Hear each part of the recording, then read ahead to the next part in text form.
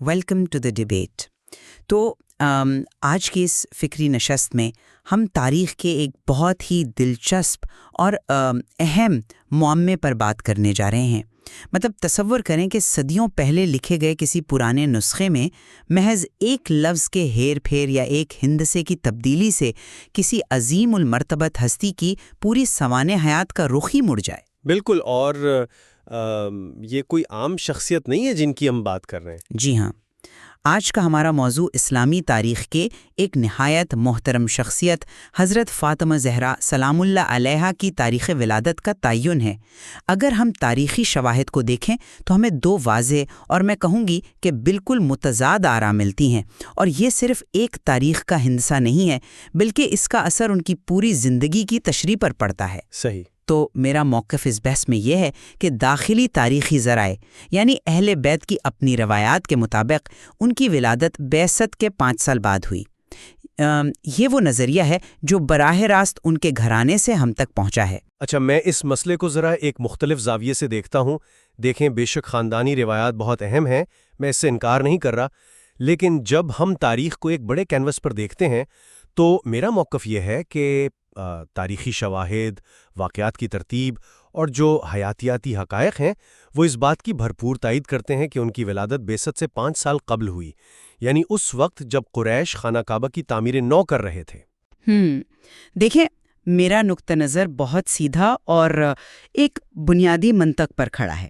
مطلب اگر آپ سے کوئی پوچھے کہ آپ کی تاریخ پیدائش کیا ہے تو کیا آپ کسی ایسے مورخ کی بات مانیں گے جو 200 سال بعد کسی اور شہر میں بیٹھ کر قیافے لگا رہا ہو، یا آپ اپنے دادا، پردادا اور اپنے گھر والوں کی بات پر یقین کریں گے؟ ظاہر ہے میں اپنے گھر والوں کی بات مانوں گا، لیکن تاریخ کی تدوین، بالکل، اور کسی بھی شخصیت کی خاندانی تاریخ کو جاننے کا سب سے مستند ذریعہ ان کا اپنا گھرانہ ہی ہوتا ہے۔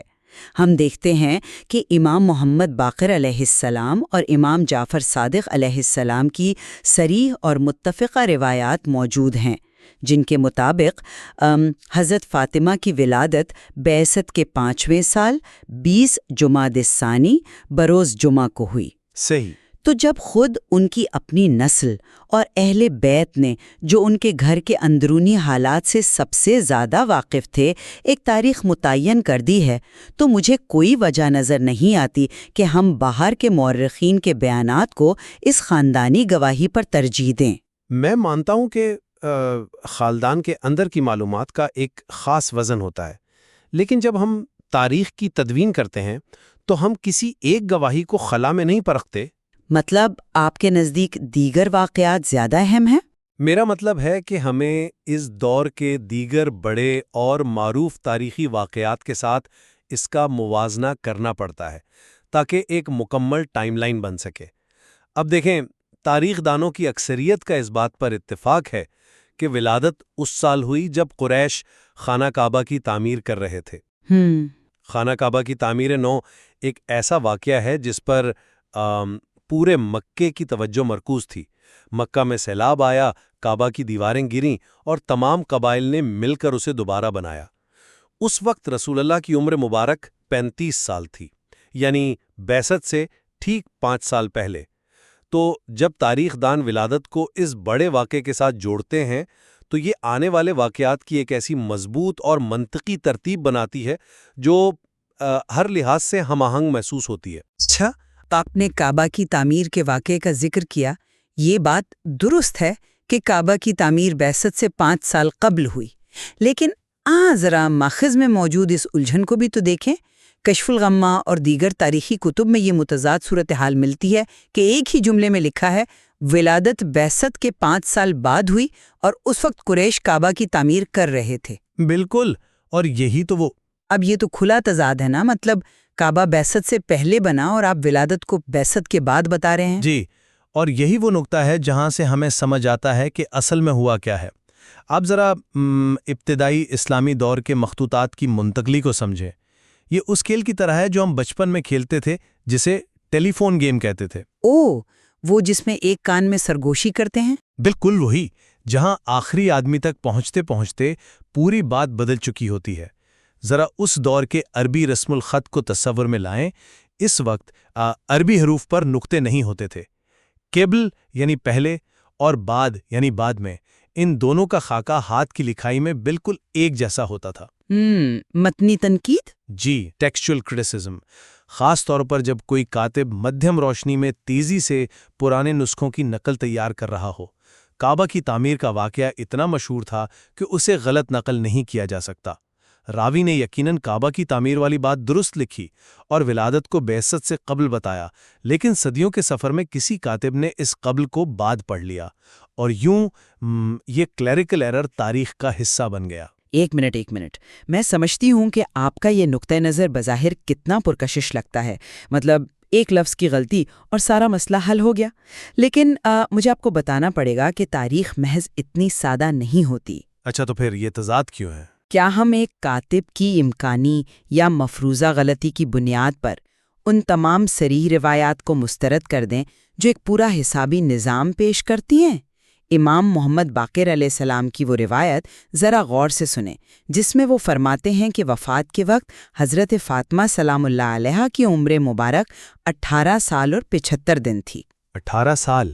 جی، 18 سال اور 75 دن۔ یہ کوئی ایسا ہندسہ نہیں ہے جو محض قبل اور بعد کی غلطی سے پیدا ہو جائے۔ یہ ایک مکمل ریاضیاتی حساب ہے جو براہ راست ولادت کو بعثت کے 5 سال بعد کے وقت سے جوڑتا ہے۔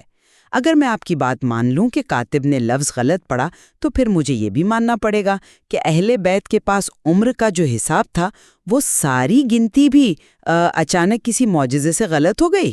یہ ایک مضبوط نقطہ ہے۔ خاندانی تاریخ میں عمروں کا یہ مخصوص حسابی ربط چیخ چیخ کر کہہ رہا ہے کہ بعثت کے بعد کا لفظ کسی تھکے ہوئے کاتب کی غلطی نہیں، بلکہ ایک سوچا سمجھا اور قائم شدہ تاریخی موقف ہے۔ چلیں، آپ کی اس حسابی دلیل میں وزن ہے، میں اس سے انکار نہیں کرتا، لیکن اگر ہم ریاضی کی ہی بات کر رہے ہیں تو پھر ذرا اس حساب کے دوسرے پہلو پر غور کریں۔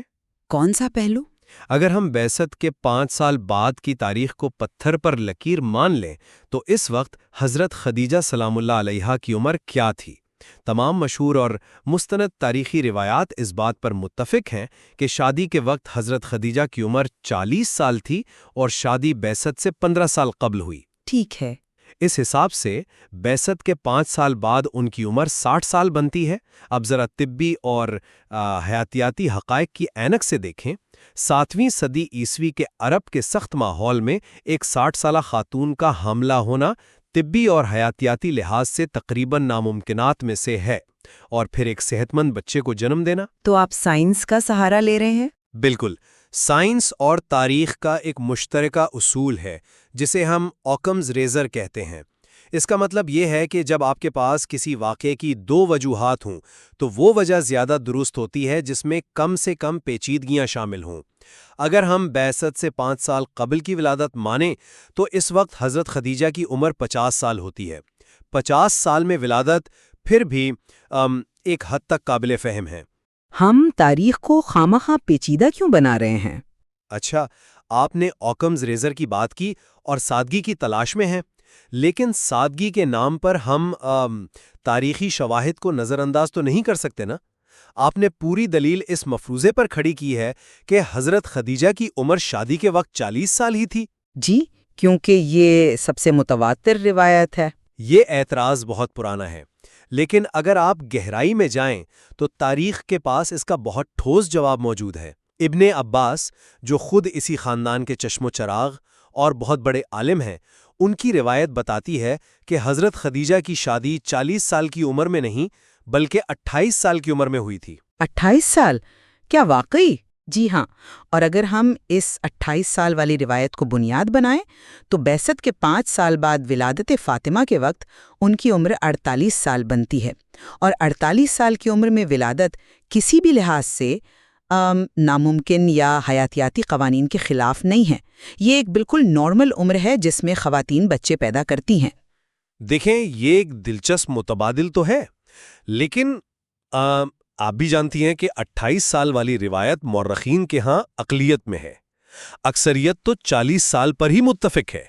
لیکن چلیں، بحث کی خاطر اگر ہم ابن عباس کی بات مان بھی لیں اور ان کی عمر 48 سال تسلیم کر لیں، تب بھی اس دور کے حساب سے یہ ایک غیر معمولی بات تھی، اور اگر ہم اکثریتی روایت کو مانیں تو پھر تو 60 سال کی عمر میں ولادت کا دفاع کرنا پڑتا ہے۔ اور میں اس کا دفاع کروں گی، کیونکہ ماخذ ہمیں بتاتے ہیں کہ فقہا اور قدیم اطباء کے نزدیک قریش کی خواتین کا حیاتیاتی نظام دیگر خطوں کی خواتین سے قدرے مختلف تھا۔ ان کے نزدیک قریشی خواتین 60 سال کی عمر تک بھی صاحب اولاد ہونے کی صلاحیت رکھتی تھیں۔ یہ تو بہت پرانی غیر سائنسی باتیں لگتی ہیں۔ ایسا نہیں ہے۔ اگر آپ کو لگتا ہے کہ یہ محض پرانے زمانے کی باتیں ہیں تو جدید میڈیکل سائنس بھی تو یہی کہتی ہے۔ ہمارے فراہم کردہ ماخذ میں جدید دنیا سے 2 حیران کن مثالیں درج ہیں۔ ایک ایرانی خاتون اکرم موسوی کی مثال ہے، جنہوں نے 65 سال کی عمر میں جڑواں بچوں کو جنم دیا، اور دوسری شوشنا نامی خاتون کی، جنہیں 66 سال کی عمر میں بچہ پیدا ہوا۔ اس کا مطلب ہے کہ جدید طب بھی مانتی ہے کہ انسانی جسم میں اس طرح کی نادر صلاحیت موجود ہے۔ تو اگر میڈیکل ہسٹری میں ایسی مثالیں ثابت شدہ ہیں تو ہم کیوں بضد ہیں کہ حضرت خدیجہ جیسی غیر معمولی خاتون کے ہاں یہ نہیں ہو سکتا؟ میں ان جدید طبی مثالوں کو جھٹلا نہیں رہا۔ ظاہر ہے سائنس میں استثنائی صورتیں یا میڈیکل انوملیز موجود ہوتی ہیں، لیکن آپ ذرا تاریخ نویسی کے اصول پر تو غور کریں۔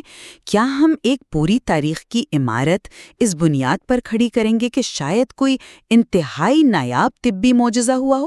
معجزہ کیوں نہیں ہو سکتا ہے، لیکن جب ہمارے پاس ایک بالکل سیدھا اور شفاف راستہ موجود ہے، یعنی بعثت سے 5 سال قبل کی ولادت کا راستہ، جس میں نہ تو ہمیں قریشی خواتین کے مخصوص حیاتیاتی نظام کی تعویلیں کرنی پڑتی ہیں، نہ 60 سال کی عمر میں حمل کو جسٹیفائی کرنا پڑتا ہے، اور نہ ہی مخطوطات میں موجود واضح تضادات سے آنکھیں چرانی پڑتی ہیں، میں پھر وہی کہوں گا، جو تاریخ ہمیں کم سے کم الجھنوں میں ڈالے وہی حقائق کے زیادہ قریب ہوتی ہے۔ میں آپ کی اس بات سے اختلاف کروں گی کہ ہم تاریخ کو سیدھا کرنے کے چکر میں ان حقائق کو تراشتے جو شاید سیدھے نظر نہ آتے ہوں لیکن گہری معنویت رکھتے ہوں۔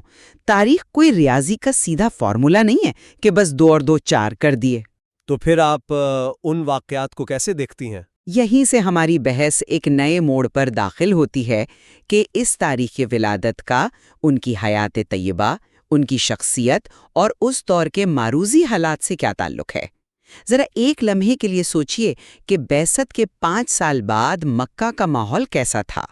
یہ وہ وقت ہے جب قریش نے مسلمانوں اور بنو ہاشم کا مکمل بائیکاٹ کر رکھا تھا اور انہیں شعب ابو طالب نامی گھاٹی میں محصور کر دیا تھا۔ جی، وہ ایک انتہائی کڑا وقت تھا۔ بالکل، شعب ابو طالب کوئی عام محاصرہ نہیں تھا۔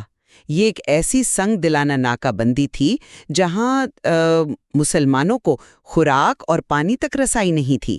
وہاں معصوم بچوں کے بھوک سے بلکنے کی آوازیں مکہ کی وادیوں میں گونجتی تھیں۔ لوگ درختوں کے پتے کھا کر گزارا کرتے تھے۔ اگر ہم مانیں کہ حضرت فاطمہ بعثت کے 5ویں سال پیدا ہوئیں تو اس کا مطلب ہے کہ انہوں نے اسی وحشتناک ماحول میں آنکھ کھولی۔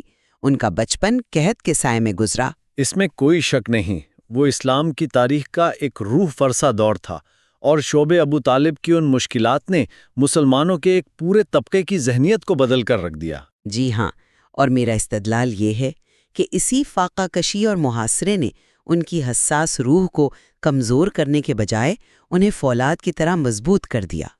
مصائب کی اس بھٹی نے انہیں زندگی کے بالکل آغاز میں ہی ایک ثابت قدم خاتون بنا دیا۔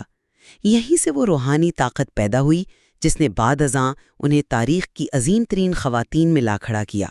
اور صرف یہی نہیں، بعثت کے بعد کی ولادت کا براہ راست تعلق سورہ کوثر کے نزول سے بھی ہے۔ سورہ کوثر والا پس منظر واقعی بہت اہم ہے۔ بالکل، آپ کو یاد ہوگا جب رسول اللہ کے بیٹوں کا یکے بعد دیگر انتقال ہوا تو مکہ کے مشرکین، خاص طور پر عاص بن وائل نے انہیں تانا دیا کہ ان کی نسل کٹ گئی ہے۔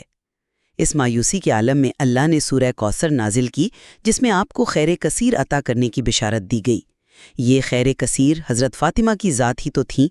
دشمنوں کے تانے کے جواب میں یہ ولادت بعثت کے بعد ہی ہونی چاہیے تاکہ وہ بشارت اپنے وقت پر پوری ہوتی نظر آئے۔ سورہ کوثر والا زاویہ بلا شبہ روحانی اور جذباتی سطح پر بہت گہرا اثر رکھتا ہے۔ میں اس کی اہمیت کو کم نہیں کر رہا، اور جہاں تک شعب ابو طالب کے مصائب کی بات ہے، ہم دونوں متفق ہیں کہ ان حالات نے ان کی عظیم شخصیت کو پختہ کیا، لیکن اگر میں ان حالات کے اثرات کو مانوں تب بھی بعثت سے قبل کی تاریخ مجھے زیادہ منطقی اور گہری محسوس ہوتی ہے۔ وہ کیسے؟ مطلب اگر وہ محاصرے سے پہلے ہی پیدا ہو چکی تھیں تو اس میں ان کی شخصیت کی وہ منفرد جہت کیسے ابھرتی ہے جو اس سختی میں آنکھ کھولنے سے ابھرتی؟ دیکھیں، ایک نوزائیدہ بچہ یا دودھ پیتا بچہ جسمانی تکلیف تو محسوس کرتا ہے، لیکن وہ اس سیاسی اور سماجی جبر کے شعور سے خالی ہوتا ہے۔ اب ذرا تصور کریں کہ اگر وہ بعثت سے 5 سال قبل پیدا ہوئیں تو جب شعب ابو طالب کا محاصرہ شروع ہوا ان کی عمر تقریباً 12 سال تھی۔ ایک 12 سالہ باشعور لڑکی ان حالات، اس بھوک اور اس سماجی بائیکاٹ کو انتہائی گہرائی سے محسوس کرتی ہے۔ اس نے ہوش و حواس میں دیکھا کہ کس طرح اس کی والدہ حضرت خدیجہ، جو کبھی مکہ کی امیر ترین خاتون تھیں، اپنا سارا مال و اسباب اسلام پر لٹا کر اس گھاٹی میں فاقے برداشت کر رہی ہیں۔ اس شعوری عمر میں والدین کی ان قربانیوں کا مشاہدہ ایک انسان کی شخصیت پر جو انمٹ نقوش چھوڑتا ہے، وہ شیر خارگی کے غیر شعوری دور سے کہیں زیادہ طاقتور ہوتا ہے۔ ایک 12 سالہ لڑکی کا اس کرب کو سمجھنا ان کی شخصیت کی عظمت کی زیادہ بڑی دلیل ہے۔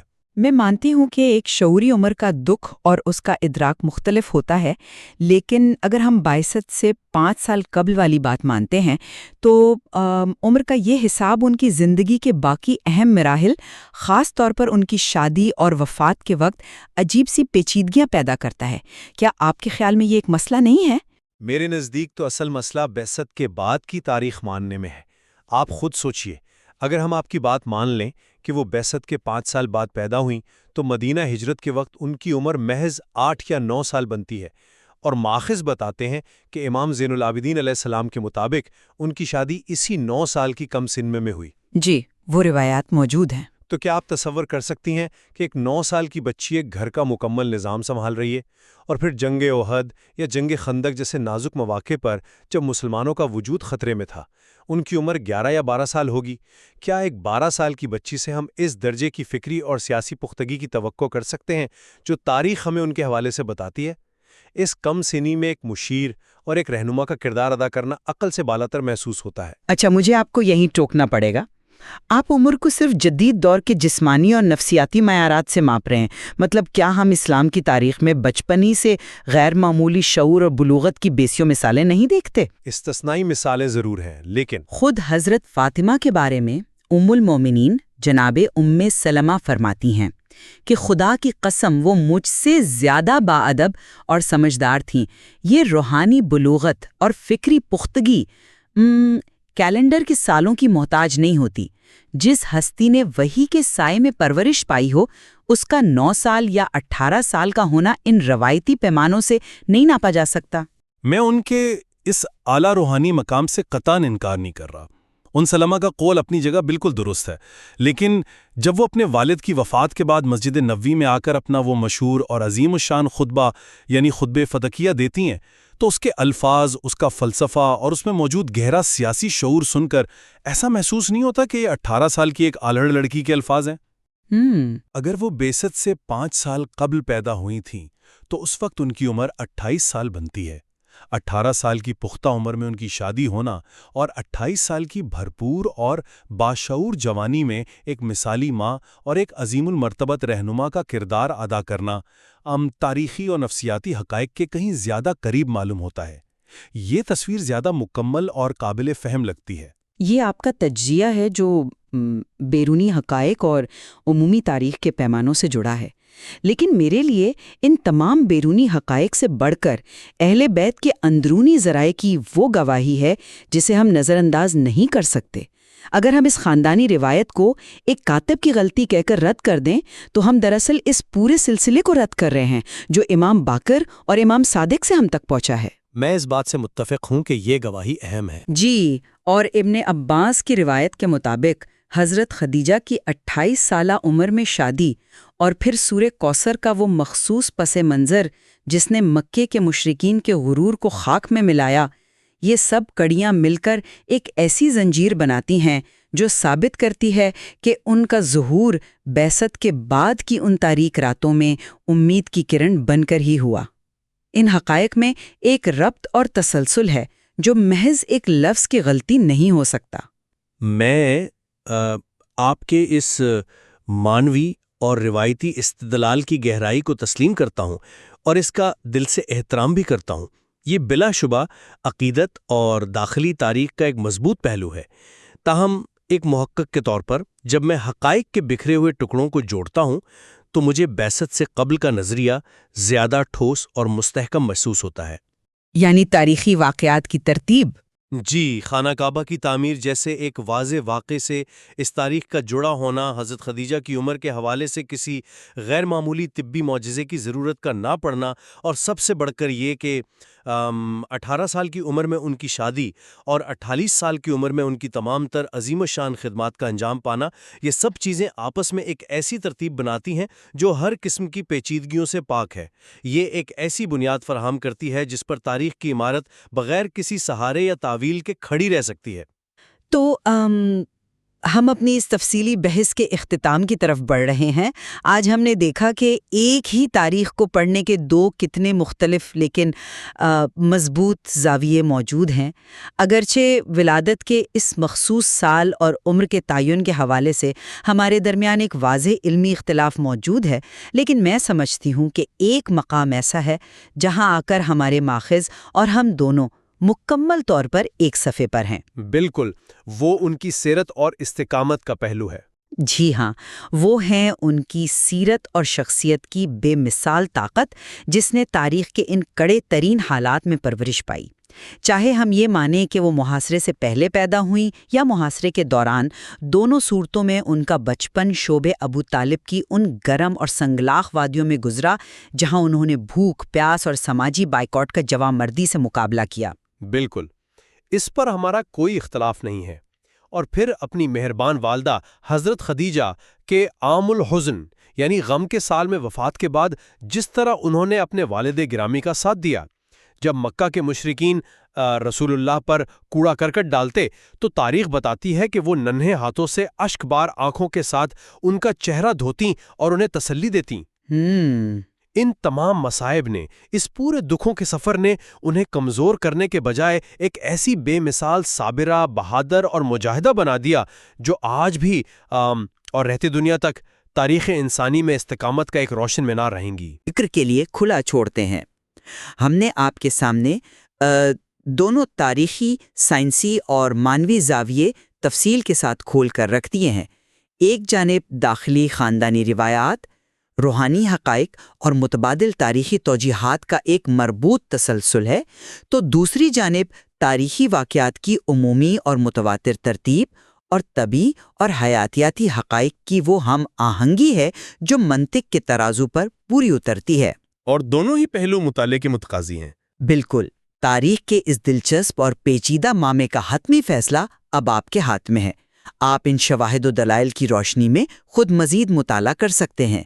کسی ایک نتیجے پر پہنچنا شاید اتنا اہم نہیں جتنا اہم اس عمل سے گزرنا اور تاریخ کی تہوں کو سمجھنا ہے۔ جڑے رہیے ایسی ہی مزید گفتگو کے لیے۔ سننے کا بہت شکریہ۔